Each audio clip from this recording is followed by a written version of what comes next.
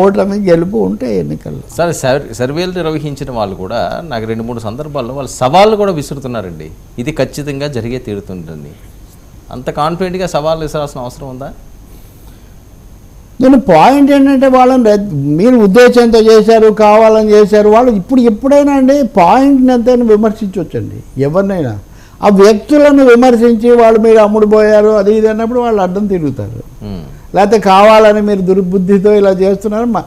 వాడికి డెమోక్రాటిక్ హక్కు, అది తప్పు అయితే ఇదిగో అది నంది ఛానల్కి ఇచ్చినట్టుగా, నంది ఘోషకి ఇచ్చినట్టుగా ఒరిస్సాలో నోటీస్ ఇస్తారు. అంతేగాని ప్రతి వాళ్ళను అదే నేను ఇందాక మీకు చాలా చక్కటి ఉదాహరణ చెప్పాను కదా, ఆ గట్టు ఈ గట్టు ఉంటాయి, మధ్యలో నీళ్లు పారుతూ ఉంటాయి, నీళ్లు 2 గట్లకు కూడా తాకుతూ ఉంటాయి. అది ప్రకృతి సూత్రం, అది సమాజ సూత్రం. మీడియా కూడా అంతే, మీడియా కూడా ఒక ప్రవాహం లాంటిది. అందులో ఒక్కోసారి ఒక చోట నీళ్ళు, ఒక చోట ఎక్కువ నిలవచ్చు, తక్కువ ఉండొచ్చు, అది వేరే. అంటే ఎవరికి నచ్చినట్టు వాళ్ళు మాట్లాడకపోతే అమ్ముడుపోవడం. ఐఎమ్ సారీ, నచ్చినట్టు అనే మాట మీరు తీసేయండి. నచ్చినట్ట, వచ్చినట్ట, మెచ్చినట్ట నేను కంప్లీట్ చేయడం లేదు. ఎవరికి నచ్చినట్టు వాళ్ళు మాట్లాడకపోతే అమ్ముడుపోయినట్టేనా అంటున్నాను.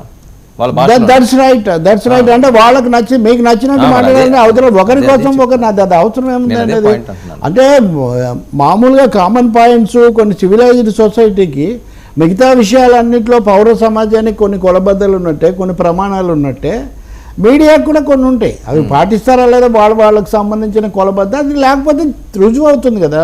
ఇప్పుడు పలానా ఎక్స్ గెలవడు కానీ నేను నాకున్న అవసరం కొద్దో లేకపోతే ఆయనతో ఉన్న సంబంధం కొద్దో ఆయన నిలబెట్టాలనో ఎక్స్ గెలుస్తాడని నేను చెప్తాను. ఆయన ఏం గెలవడు కదా, ఎల్లుండైనా నేను ఇదవుతాను కదా. ఎల్లుండి ఏమవుతుందో ఈ రోజు నుంచి దాని గురించి అంటే మీరు అప్పుడు మీకు కూడా అదే కదా. కాబట్టి ఒకటండి, ఏ పార్టీని బలపరిచే వాళ్ళు వాళ్ళతో ఉండదలుచుకుంటే వాళ్ళ ఇష్టం అది. కానీ మిగతా వాళ్ళు అలా అనని వాళ్ళందరూ అమ్ముడుపోయారంటే ఎక్స్ పార్టీని బలపరిచే వాళ్ళందరూ నిజాయితీ పరులు, వై పార్టీని బలపరిచే వాళ్ళందరూ అమ్ముడుపోయిన వాళ్ళని మీరు సిద్ధాంతీకరిస్తారా? లేదా ఎక్స్ వై మాకేం లేదు అని చెప్పే ఒక వామపక్షాలు లాంటి వాటిని మీరు ఏమంటారు? మళ్ళీ అందులో కూడా డివైడ్ చేసి సిపిఐ అట్లా సిపిఎం ఇట్లా అని మీరు సిద్ధాంతం తెస్తారా? ఇవన్నీ చాలా సంకుచితమైన, పాక్షికమైన, లోపభూయిష్టమైన పనులు. ఆ హుందాతనం పబ్లిక్ లైఫ్లో అది ఉండాలి. జరుగుతుంది, పోటీ చేసాం, పోరాడాం, చెప్పాం, చేసాం, ప్రజలు తీర్పిస్తారు, దాన్ని ఆమోదిస్తాం. ఆ స్పిరిటే పోయింది కదా. ఇప్పటికీ ఇంకా 2019 నాటికి తీర్పునే ఆమోదించలేదు కదా. అదేదో ప్రజలు పొరపాటున ఇచ్చారు లేదా ఈవీఎంలు వేశారు ఈ పద్ధతిలో. ఇప్పుడు మోదీని ఎదుర్కొంటున్నాయి కానీ ఇండియాగా ఏర్పడి మోదీ ఈవీఎంలతో గెలిచాడు అనే వాళ్ళు ఏమంటలేదు. తప్పులు ఉండే దాన్ని చర్చ చేస్తాం, ఈవీఎంలు ఎలా చేయాలి అన్న చర్చే. కాబట్టి తెలుగునాట ముఖ్యంగా ఏపీలో ఇది చాలా, ఇప్పటికీ తెలంగాణలో కూడా అంతే. రేవంత్ రెడ్డి వచ్చి ఇప్పుడు ఒక 4-5 నెలలు అయింది అనుకుంటా.